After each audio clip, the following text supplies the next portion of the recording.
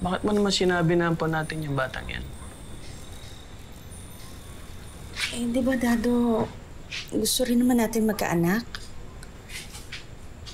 Tsaka, isa pa, matagal-tagal na rin naman eh. Huwag na tayong maglokohan. Pareho naman nating alam na... At saka isa pa, tingnan mo naman yung bata. Kawawa naman siya, di ba? Sabagay. Kailangan rin naman niya na may magmamahal sa kanya, di ba? Saka, kailangan din naman natin ng may mamahalin. Kaya nga, alam mo, pakiramdam ko, biyaya siya galing sa Diyos. Sa bang milagro na binigay sa atin. Tama.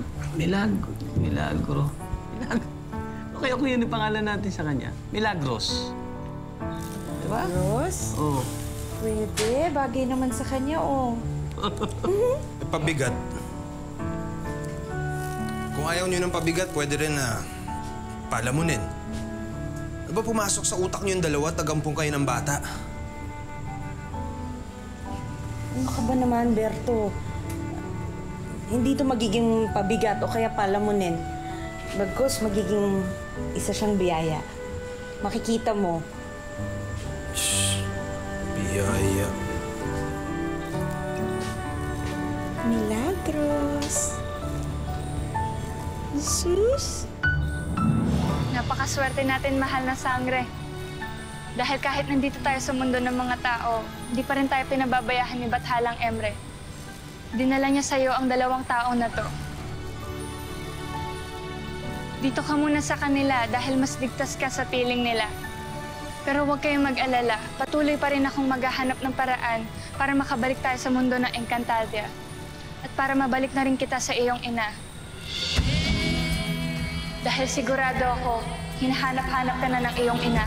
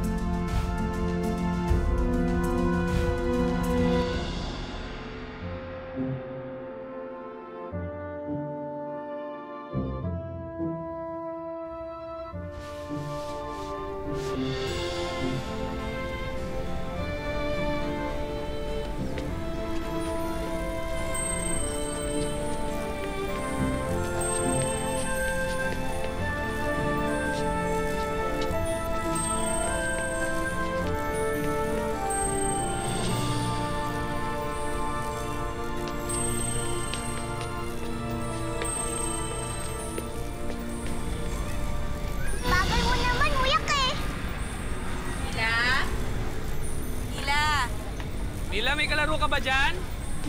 Naku, si Mamo. Huwag kang maingay, Mila, ha? Huwag mo ko ituturo sa kanila.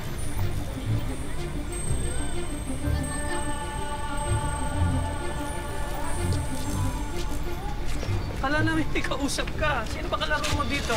Kami naririnig kami kausap mo kanina. Oo nga. May iba pa tao dito. Sino kausap mo?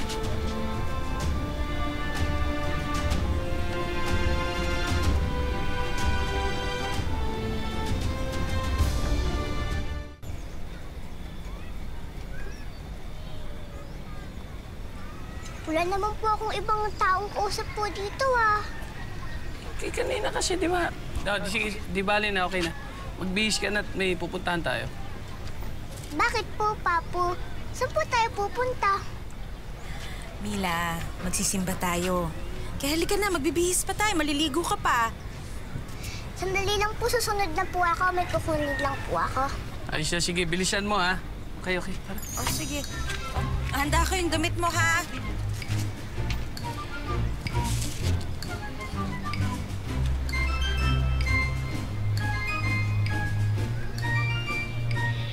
Ako, nagsinungaling ka tuloy dahil sa akin. Ha? Eh, hindi naman ako nang sinungaling ah. Ang sabi nila, yung may iba daw akong taong kausap. Eh, hindi ka naman tao, di ba? Ay, muya ka, alis kami. Gusto mo sumama? Kahit naibig ko, hindi naman maaari. Dahil baka makita lang ako ni Dado at Amanda. Eh, ano naman kung makita ka nila? Ang cute mo kaya? Kahit na, iba pa rin ang itsura ko. At tiyak na matatakot lang ulit sila sa akin. At baka saktan lang ulit nila ako. Kaya kahit na anong mangyari, huwag mong sasabihin sa kanila na may kaibigan ka na kagaya ko, ha? Ipangako mo sa akin yan, Mila. Sige, promise.